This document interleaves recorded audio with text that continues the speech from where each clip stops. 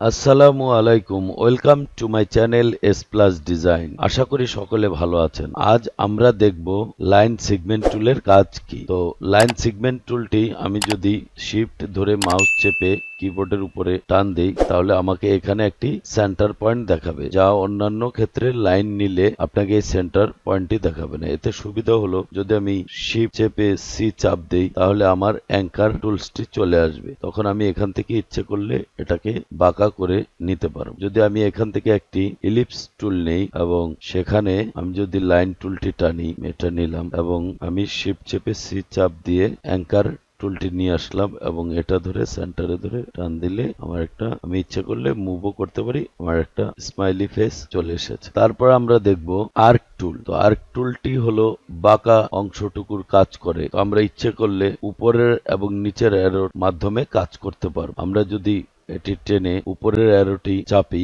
Mouse চেপে রেখে তাহলে আমার এটা বাঁকা হতে থাকবে, আর যদি আমি নিচের অ্যারোটি মাউস চেপে ক্লিক করি তাহলে আমার এটা উল্টো দিকে বাঁকা হতে থাকবে। আমি যদি মনে করি আমার এটাকে আমি এভাবে একটা পাখির ডানা তৈরি করব, অথবা আর্ক টুলটির কাজ হলো বাঁকা অংশে কাজ করা। তো আমি যদি এটা নেই এবং আবার আমার এটা প্রয়োজন হয় বা মনে হলো যে আমার এটা সঠিক বাঁকা নেই, তাহলে আমি মাউস চেপে রেখে নিচের অ্যারো চাপবো, দেখবো কতটি করানো যায়, বা এরকম করে নিয়ে আমি এটাকে একটি জায়গায় রাখবো। এভাবে আমি বাঁকাকরণ অনেক ডিজাইন করতে পারবো। অথবা দেখা গেল আমি একটি, যদি আমি লোগো করতে চাই, আমি একটি চোখের মতোই করলাম এবং ইলিপস টুলটি নিলাম বা রাউন্ড টুলটি নিয়ে আমি অল্টার চেপে রাউন্ড একটি নিয়ে নিলাম। আমি শর্টকাট দেখাচ্ছি, কিন্তু এগুলো আপনারা বিভিন্ন লোগোর কাজে ব্যবহার করতে পারবেন। তারপর আমরা দেখব স্পাইরাল টুল। স্পাইরাল টুলটি আমি যদি নিয়ে থাকি, এগুলো মূলত ডিজাইন রেশিও করার কাজে লাগে। তো আমি স্ট্রোকে যাব,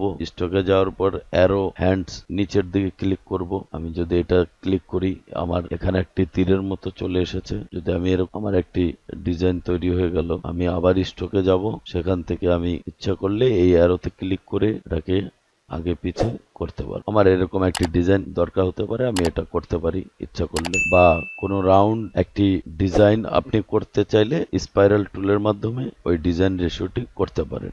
এখানে রেড অ্যাঙ্গেল গ্রিড টুল, আমরা রেড অ্যাঙ্গেল গ্রিড টুলটি যদি অল্টার ধরে নেই, আমি স্ট্রোকটি কমিয়ে দিলাম, নিয়ে আমি কালার চেঞ্জ করে দিলাম। যদি আমি কন্ট্রোল 2 এর মাধ্যমে লক করি, তো আমি পেন টুলটি নিব এবং আমি ব্ল্যাক করে দেব। নেওয়ার পর এখান থেকে পেন টুল নিয়ে আমি একটি ফন্ট তৈরি করব। তাহলে আমাকে কি করতে হবে, আমি এখান থেকে নিলাম, নেওয়ার পর আমি অ্যাপ ফন্টটি তৈরি করতে চাই।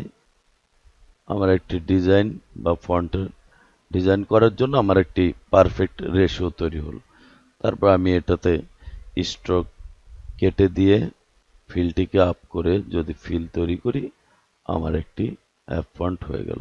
এভাবে বিভিন্ন রেশিও করে তৈরি করা যায়। বা যারা নতুন পেন টুল বা পাতের কাজ শিখছেন তাদের জন্য একটি সুবিধা আছে। আমি একটি পিকচার নিলাম, আমি পিকচারটির উপরে রেড অ্যাঙ্গেল গ্রিড টুলটি রেখে আমি ছবিটিকে আগে লক করে নেব কন্ট্রোল 2 এর মাধ্যমে। তারপর আমি গ্রিড টুলটিকে ধরে আপ করে দেব, ব্যাক স্পেস অথবা কন্ট্রোল এক্স এফ মেরে এটাকে উপরে নিয়ে আসবো। তারপর আমি এখন যদি পাত করতে চাই, আমি ইচ্ছে করলে একটি রেশিওর মাধ্যমে পাত করে নিতে পারবো। নতুন যারা পাত শিখছেন তাদের জন্য এটি একটি, আমি মনে করি, আদর্শ টুলস। আপনি এইভাবে ব্যবহার করতে পারেন। যাই হোক, বিভিন্ন ভেক্টর তৈরি করতে সুবিধা হবে, তাহলে আপনার পার্টটি একটু স্মুথ হবে। তারপর আমরা চলে যাব পোলার গ্রিড টুলে। পোলার গ্রিড টুলটি আমি যদি নিই, এটাও একটি ডিজাইন রেশিও করার জন্য এবং বিভিন্ন ভাবেও এটাকে কাজে লাগাতে পারেন। আমি যদি এখান থেকে ডাইরেক্ট সিলেকশন টুলটি নেই এবং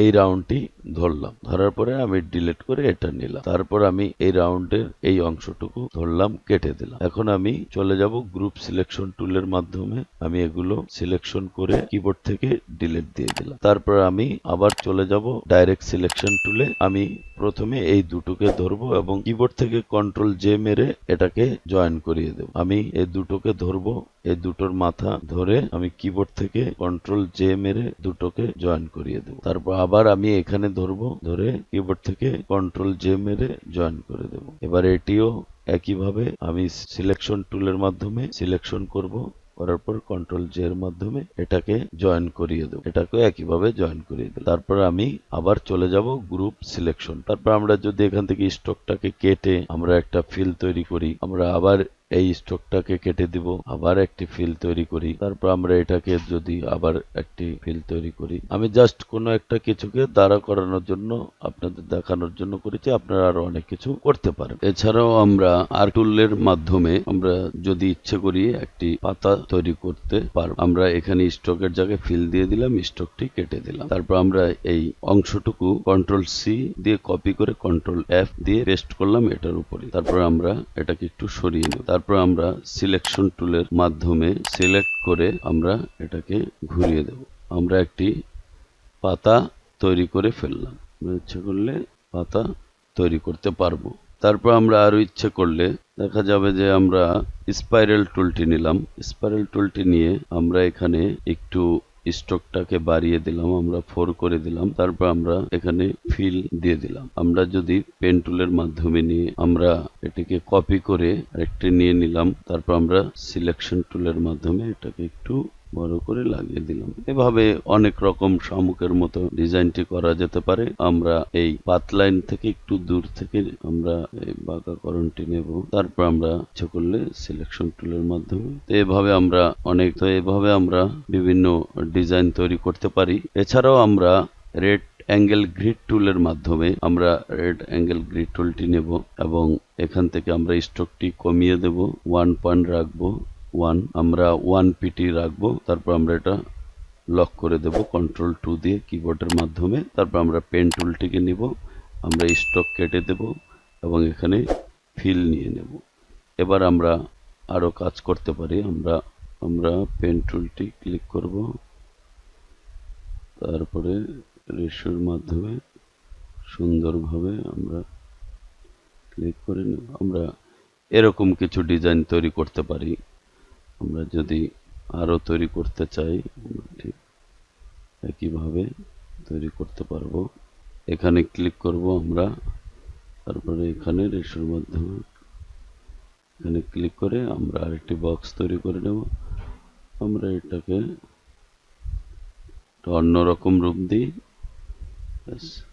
আমরা এভাবে অনেক কিছু তৈরি করতে পারব। তো যাই হোক, আমাদের এই টুলসগুলি অনেক প্রয়োজনীয় টুলস, লাইন সেগমেন্ট টুল। তো আমাদের এই ক্লাসগুলো যদি আমরা মনোযোগ সহকারে করতে পারি তো আশা করি কাজে দেবে। তো আজ এই পর্যন্তই, আমাদের দেখা হবে পরবর্তী ভিডিওতে। ধন্যবাদ।